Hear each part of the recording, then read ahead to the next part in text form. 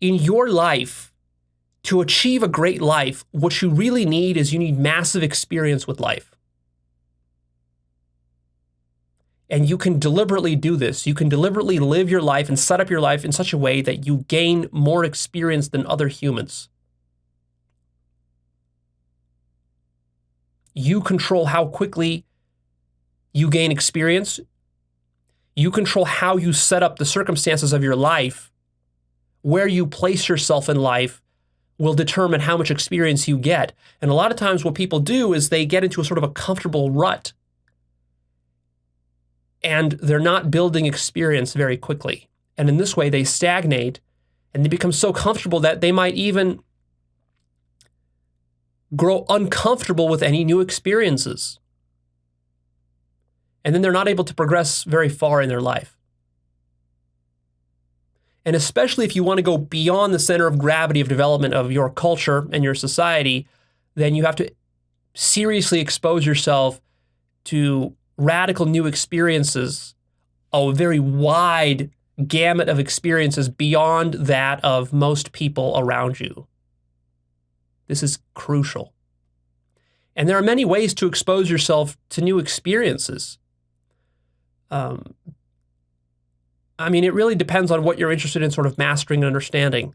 But like, you can expose yourself to new sexual experiences, to new intimate relationship experiences, to new friendship experiences. Like, just think about the kind of friends you've had in your life. Think about the diversity of those friends, what cultures they were from, what kind of books they've read, what kind of interests they had, what kind of relationships they were into, what kind of business activity, jobs, and career they had. It was probably very narrow. Most of your friends were probably very like-minded to you. They watch the same entertainment, the same media, they read the same books, they live in the same place, in the same city, even. And so you didn't get a very rich gamut of different experiences. Whereas think about what would happen if you were like traveling around the whole world. If you decided to spend the next 5 years traveling around the world and developing friendships deliberately with people from every different culture, different religion, different philosophies, different age ranges, not just your age, but older ones. Imagine if you befriended somebody who was 80 years old. Like, you went to a nursing home and found some bored out of his mind old man who had a lot of life experience. He traveled the world. Maybe he was even like in World War II or Vietnam. And maybe he had 3 marriages and he had 5 children, and, he had 3 bankruptcies, and he had 2 ordeals and battles with cancer that he survived through. And now he's 80 years old in this nursing home, got nobody to talk to. And maybe you befriend this guy and you pick his brain and you learn from all of his experiences and you learn from all of his mistakes. You ask him, what were your biggest mistakes in life? What were your biggest regrets? What do you wish you would have done differently? What did you do correctly? And so on and so forth. And that's just like one person. But imagine if you befriended people who spoke different languages, practiced different spiritual schools and techniques from all around the world. Just imagine how much more diverse your experience set would be. Like, this alone could completely change your life. In fact, not could, it absolutely will. But it takes effort to do that, to set that up for yourself. And it's not like I'm wagging my finger at you here, because I myself, in this particular department, am deficient. I'm not a very social person, and there's costs to that. Like, if I did decide to devote the next 5 years of my life traveling around and being super social with all these different people and picking all their brains, that would have a transformative effect on my life. Like, it's obvious that that's the case. Hopefully you can see that. But it's a matter of, like, of course, also you can build experience in many other ways. So it's a matter of picking and choosing, what fits you, your personality style. I'm very introverted, so that doesn't really fit me that well. Although there's a case that could be made that precisely because it doesn't fit me so well, that's what might grow me the most. Sometimes you want to work on your strengths. Other times you want to work on your biggest weaknesses. It's a little tricky to figure out, which is right for you. And I have spent time in my life, periods in my life where I was extremely social and I did meet lots of people, thousands of people, and I really pushed myself. So there was moments like that in my life, and maybe there will be more of that in the future. I'm just throwing this out as an example, though. It's kind of an easy, obvious example. But that's just relationships and friendships. What about experience with different kinds of intimate relationships? Like maybe you've experienced with monogamous relationships, but not with polyamorous ones.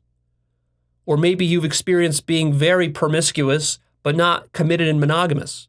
And there's value in exploring that whole terrain. And this now connects with a previous episode I did about learning equals making distinctions. Remember that one? So there I specifically talked about, I even gave you an exercise to go to the grocery store, buy a bunch of different apples and taste them all, do a taste test, and make distinctions between different kinds and flavors of apples. Well, look, that is in a sense what you're doing when you're exposing yourself to more experience. Because not only are you exposing yourself to more experience, then you're applying that exercise of heightening the contrast between distinctions and making conscious distinctions between things. And then this is where you really start to make powerful distinctions and you start to learn differences between things. And this allows you to gain mastery over life. So imagine if you were able to have lots of reference experiences with Japanese culture, Chinese culture, Middle Eastern culture, Australian culture, American culture, European culture, and making distinctions between all of those. First of all, imagine how much richer your life would be for that. But secondly, this would make your mind have to become more complex to be able to accommodate that. No simplistic worldview would be able to hold all those different diverse reference experiences. And you would start to make some powerful distinctions there. But there's a lot of ways, again, like I said, that you can gain experience. Like you can put yourself into a difficult entrepreneurial environment where you have to start a business. I did that in my mid-20s. That was one of the best things I did for my growth, is exposing myself to that, the experience of building a business, the experience of marketing and sales. Most people don't expose themselves to these things. And of course, the reason most people stay in their comfort zone is because when you're exposing yourself to radical new experiences beyond what you're used to, beyond what is the norm of your society or your childhood or your family situation that you grew up in, all of that presents cognitive dissonance because it challenges your worldview, your mind to open up and to try to understand things that are outside of what you understood before, because your worldview is going to only be as large as the experience set that it was fed that it had to accommodate. Because your mind is pretty lazy. Your mind doesn't think too far ahead. Your mind basically just struggles to make sense of the limited experiences you've had of life. And then if you want to really stretch your mind out, you got to expose yourself to new experiences, then that forces your mind to grow. And that's difficult, that's challenging sometimes.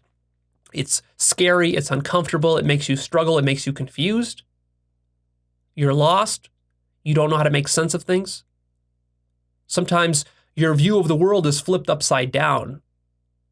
Like maybe you were raised as a fundamentalist Christian and then you go live in the Middle East, in an Arab part of the world, and you live there for a few years and it makes you completely now question your Christian worldview, because now you have this additional set of reference experiences from your, living in an Arabic culture, and now you start to question your cultural norms, your etiquette, your moral system, what you consider good and bad and right and wrong, your political views. You start to question these things.